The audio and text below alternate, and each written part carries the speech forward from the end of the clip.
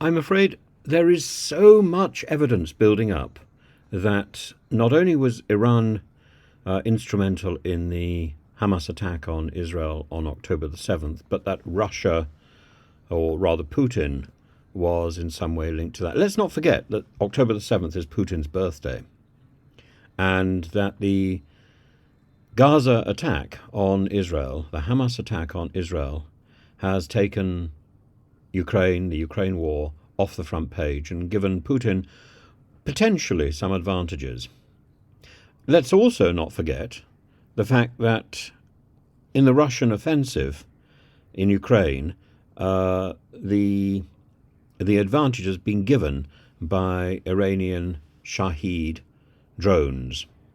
It's Iran, it's the finger of Iran that can be seen in the Russian offensive against Ukraine, and it's the finger of Russia or Putin that can be seen in the Hamas Iranian-sponsored offensive against Israel. And just to confirm this, back in October there was talk. I think it was actually even reported in American newspapers. I don't think it was reported in the UK, but I think it was carried in the States, that because it was U.S. intelligence which identified that Russia's mercenary group, the Prigozhin group, the Wagner Brigade, was planning to send air defenses and support to Hezbollah in Lebanon. And that link between Hezbollah and Iran is very clear. And the combination of the Hezbollah action, the Hamas action, and Putin's birthday is too much to be purely coincidental. It has to be fact.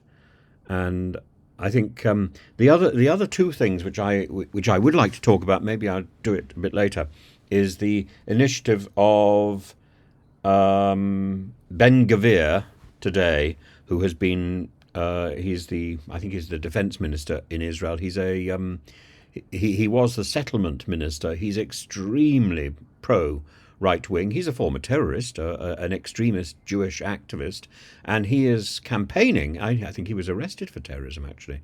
He is campaigning for the death penalty to be reintroduced into Israel for terrorists. It's not going to happen, but it is ironic that a former terrorist is campaigning for the death penalty.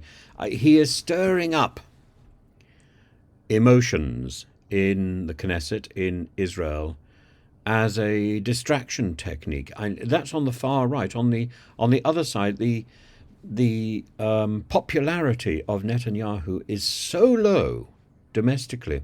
I think the more likely scenario, the more likely way that the war in Israel is going to play out now is with Netanyahu's resignation and and then a formal ceasefire and peace negotiation which will be conducted by his successor, whoever that may be. And it may well swing right the way back to the left wing in domestic politics in Israel. It might be quite the most remarkable swing.